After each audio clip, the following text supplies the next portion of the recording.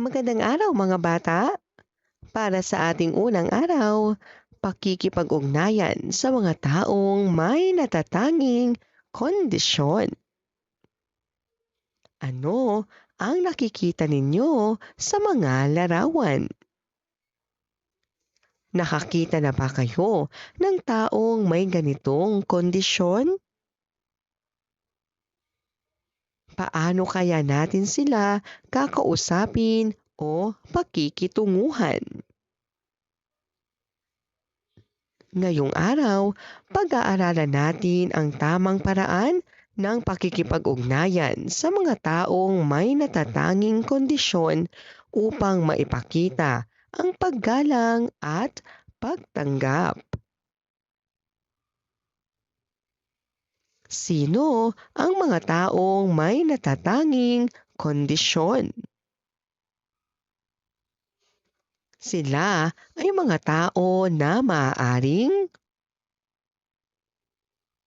nahihirapang maglakad, gumagamit ng wheelchair o saklay. Hirap makarinig, gumagamit ng hearing aid. Hirap makakita. May autism. May ibang kalagayan na nangangailangan ng kaunting tulong at pangunawa. Bakit sila natatangi? Dahil iba ang kanilang pangangailangan at paraan ng pakikisalamuha. Ngunit katulad natin, sila ay may kakayahan, pangarap at damdamin.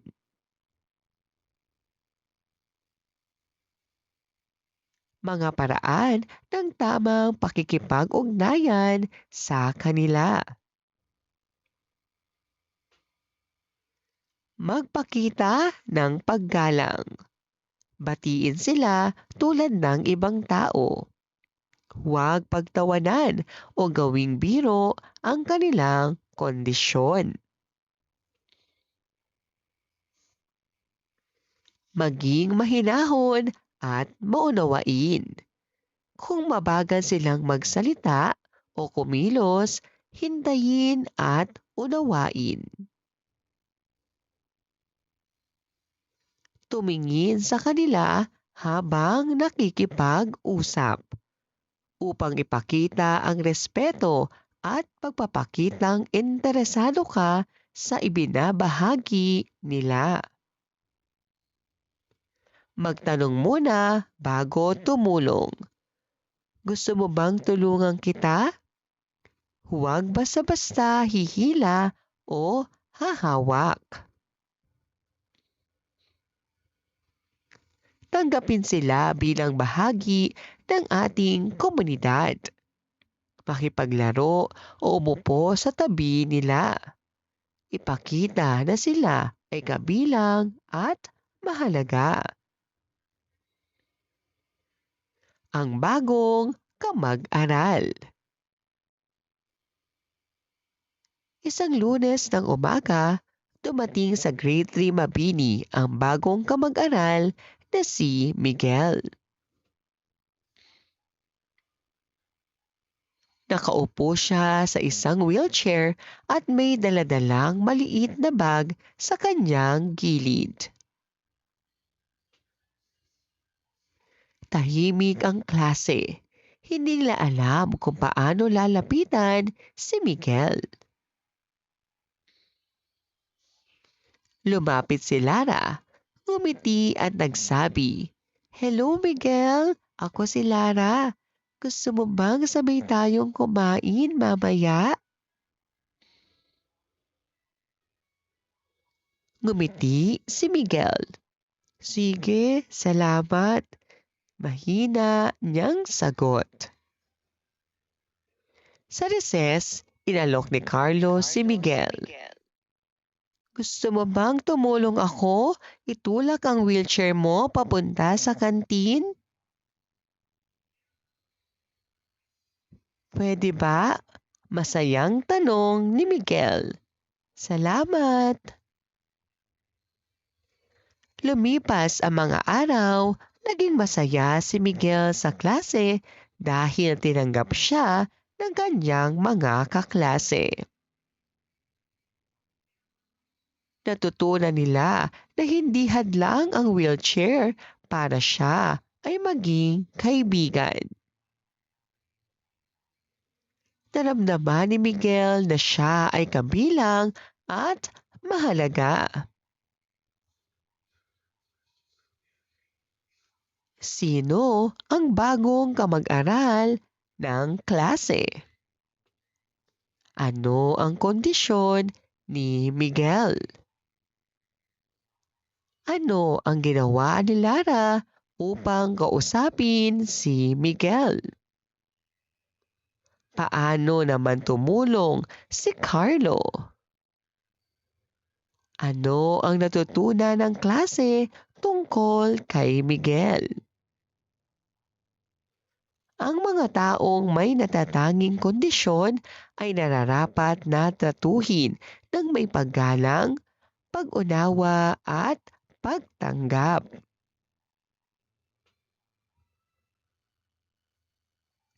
Ang pakikipag-ugnayan sa kanila ay dapat mahinahon, magalang at may malasakit.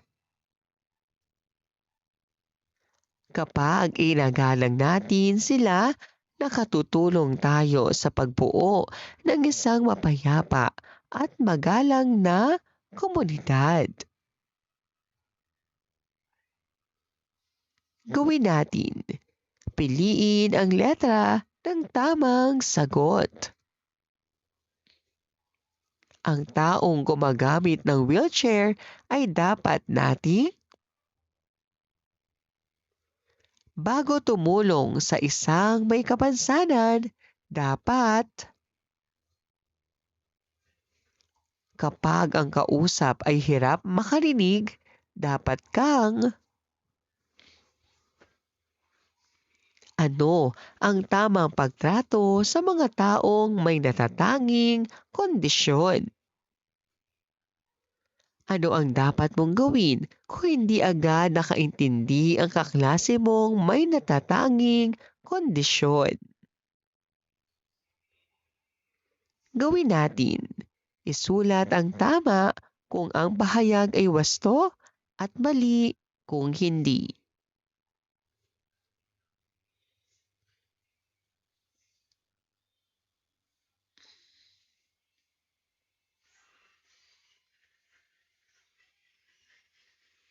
Ikalawang araw, pagkilala at paraan ng pakikipag-ugnayan sa mga taong may natatanging kondisyon. Ang araw na naging kalaro si Rina. Si Rina ay bagong estudyante sa grade 3. Mabagal siyang magsalita at minsan ay nahihiya kapag maraming tao. Nang pumasok siya sa klase, tahimik siya at nagtagong parang ayaw makihalo. Napansin ito ni Ella, kaya nilapitan niya si Rina at marahang nagsabi,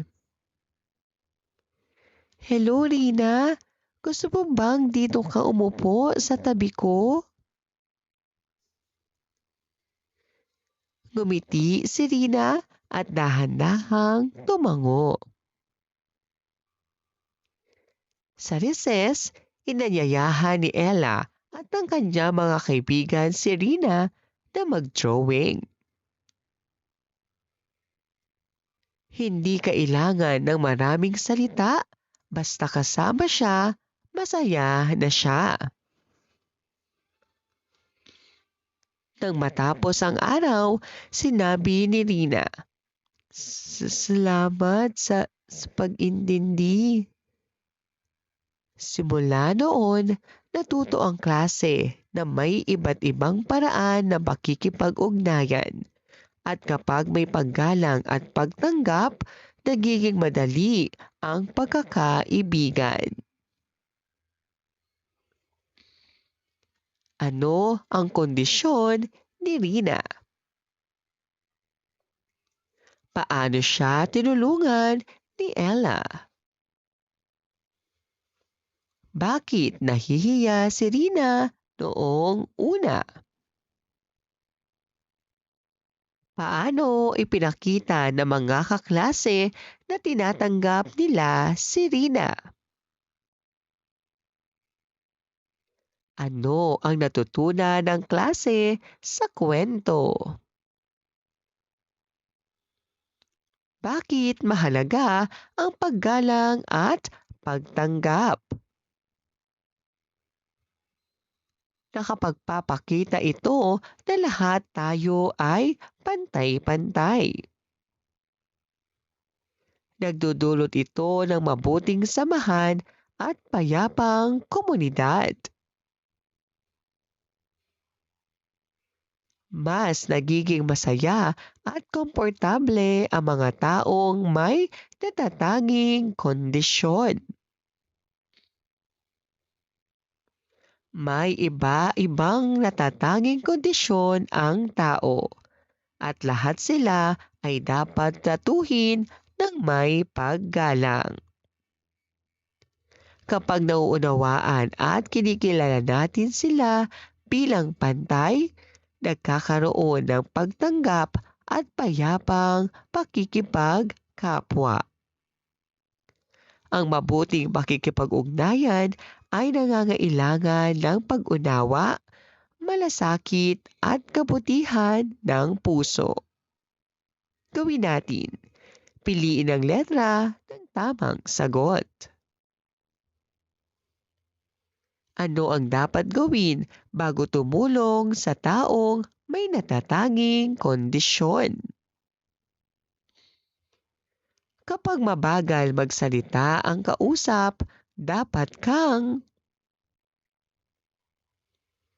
alin ang nagpapakita ng pagtanggap? Ang pakikipag-usap ng malinaw at nakaharap ay isang paraan ng ano ang dapat mong gawin sa mga taong may natatanging kondisyon. Gawin natin. Kung nagpapakita ng paggalang at pagtanggap sa mga PWD, lagyan ng puso at lagyan ng biyak na puso kung hindi.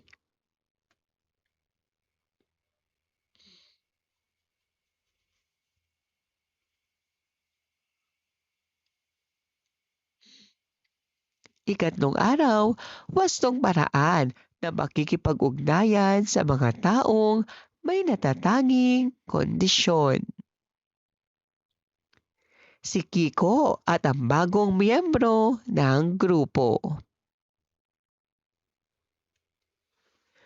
Magkakagrupo sina Kiko sa proyekto.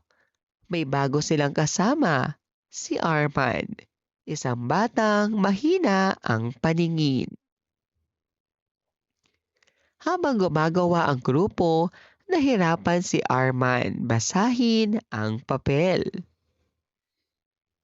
Sandali, sabi ni Kiko. Palalakihin ko ang sulat para mas makita mo. Gumiti si Arman. Salamat, nahihiya sana ako magsabi.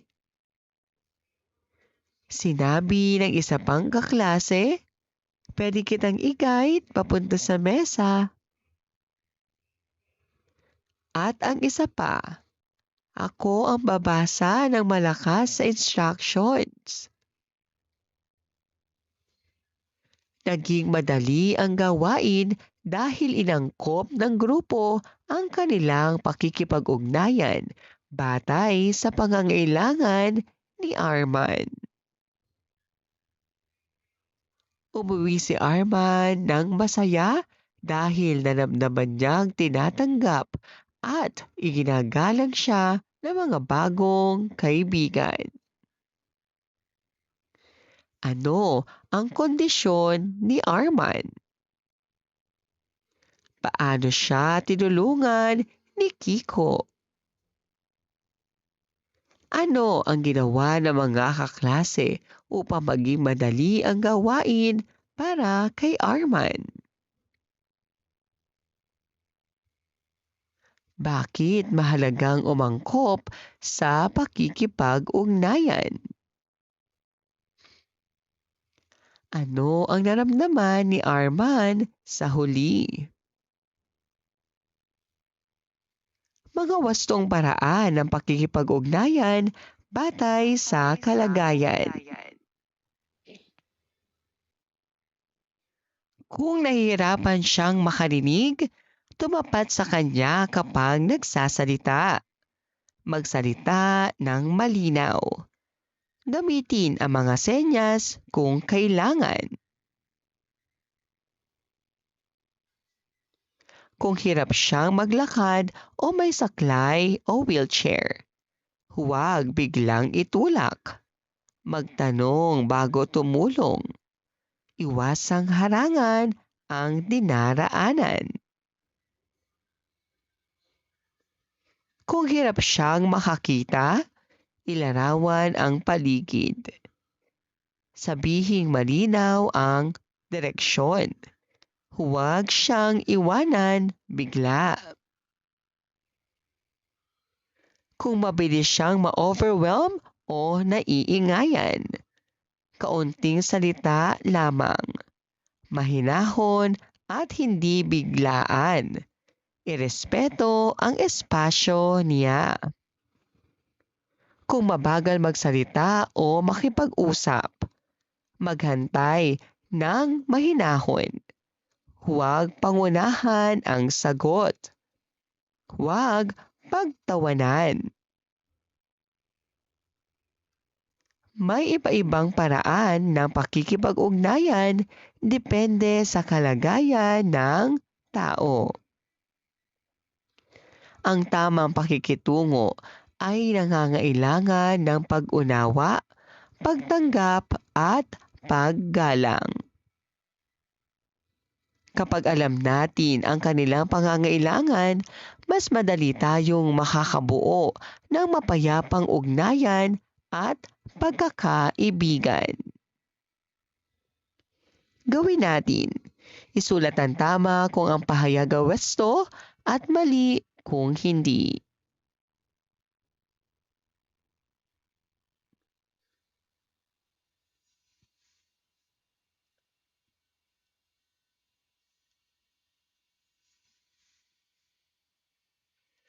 Ika-4 na araw, paggalang at wastong pakikipag-ugnayan sa mga taong may natatanging kondisyon. Basahin natin ang tula. Paggalang ay daan sa kabutihan. Sa bawat taong ating nakikita, may kwento silang dala-dala. May ilan mang may kondisyong kakaiba, pag-unawa't galang sa kanila'y ipadama. Makinig, ngumiti at mag-abot ng tulong. Pwede ba kitang tulungan ang aking tanong? Sa paraang magaan at hindi pinipilit, pagmamahal sa kapwa'y hindi mawawaglit. Hindi dapat hadlang ang pagkakaiba, pagkakapantay-pantay ang dapat makita. Kung galang at pagtanggap ang paiiralin, payapang komunidad ang ating kakamtin. Kaya't sa bawat araw na dumarating, magandang asal ang dapat pairalin. Sa kapwa magpakita ng puso at malasakit dahil paggalang ang nagdadala sa atin sa mabuting daigdig. Ano ang pangunahing mensahe ng tula? Ano ang nais ipahiwatig ng linya na hindi hadlang ang pagkakaiba. Ano ang magiging resulta kung paggalang at pagtanggap ang paiiralin sa komunidad?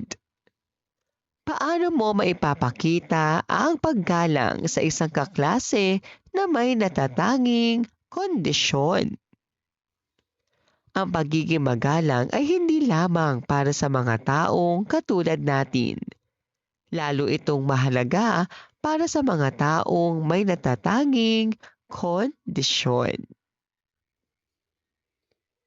Mga paraan ng paggalang sa taong may natatanging kondisyon. Pagsasalita ng mahinahon. Pagpapakita ng paggalang at pag-unawa. Pagbibigay ng oras kung sila ay mabagal magsalita o kumilos. Pakikitungo sa kanila tulad ng pakikitungo sa iba. Ang pagiging magalang ay nangangahulugang pagrespeto at pag-unawa. May iba't ibang kondisyon ang mga tao, ngunit lahat ay pantay at mahalaga. Kapag magalang tayo sa kanila, nagkakaroon ng pagtanggap at kapayapaan sa pakikipagkapwa. Gawin natin. Isulat ang tama kung ang pahayag ay wasto at mali kung hindi.